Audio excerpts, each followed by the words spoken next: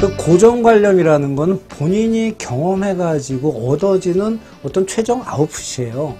그러니까는 어떤 것을 보고 아 저거는 저게 맞을 것이다. 두 번째 보고 아 저건 맞을 것이다. 그 공통점을 만들어가지고 고정관념이 돼요. 근데 고정관념이라서 항상 나쁜 건 아닙니다. 맞을 수도 있어요. 근데 대부분은 틀려요. 그러니까 그 고정관념이 이렇게 형성이 되면은 다른 새로운 것을 잘 받아들이질 않으려고 그래요. 그러니까 예를 들어서 제가 고정관념이라는 걸 유리라는 형식으로 다 정의를 내렸어요. 왜냐면은 고정관념이 처음에 만들어졌을 때는 쉽게 깨트릴 수가 있어요. 근데 이게 시간이 오래 걸리면은 이게 진리처럼 돼가지고 깨지기가 어렵습니다. 일종의 방탄유리가 되는 거죠. 그러니까 누구의 말도 안 들어요.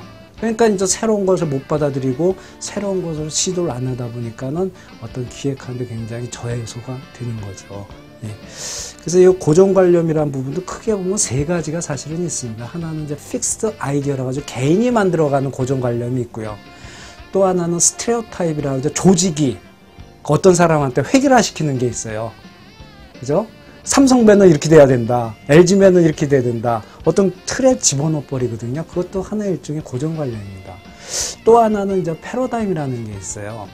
그러니까 예를 들어 가지고 이 스마트폰 5인치가 처음 나온 회사가 HP의 델이라는 회사가 만든 스마트폰이에요. 5인치짜리 폰이 2년 전에 만들었어요. 사람들이 그걸 보고서 무슨 스마트폰이 이렇게 크냐.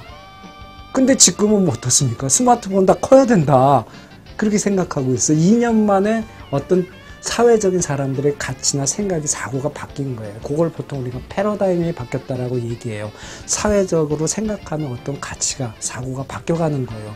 그런 거를 예전의 가치만 그대로 갖고 있으면 새로운 가치를 못 받아들입니다. 그것도 일종의 하나의 고정관념이라고 볼 수가 있어요. 다시 정리해드리면은 고정관념은 개인이 만드는 어떤 픽스드 아이디어, 그다음 조직이 만들어내는 어떤 스테레오타입, 어떤 사회가 만들어내는 어떤 패러다임, 이 세 개가 있다. 이런 걸 본인이 서서히 깨쳐야지 말하는 새로운 것이 보이고 통찰 능력이 생기고 새로운 가치가 있는 뭘 만든다. 그래서 기획을 할 수가 있다. 이렇게 말씀드릴 수가 있습니다. 그러니까는 깬다는 거는 이제 매뉴얼이라든가 프로세스라든가 룰이라든가 가치라든가 뭐 조건이라든가 이런 게 이제 조직이 만들어내는 거예요. 그 당시에는 맞아요. 근데 몇 년이 지나고 나면은 사회도 바뀌고 조직도 바뀌지 않습니까? 그러니까 사람은 항상 조직에 들어가면은 어떤 사람이 그게 맞다라고 얘기할 때 맞을 수도 있지만 틀릴 수도 있다 하는 문제의식을 갖고 있어야 돼요.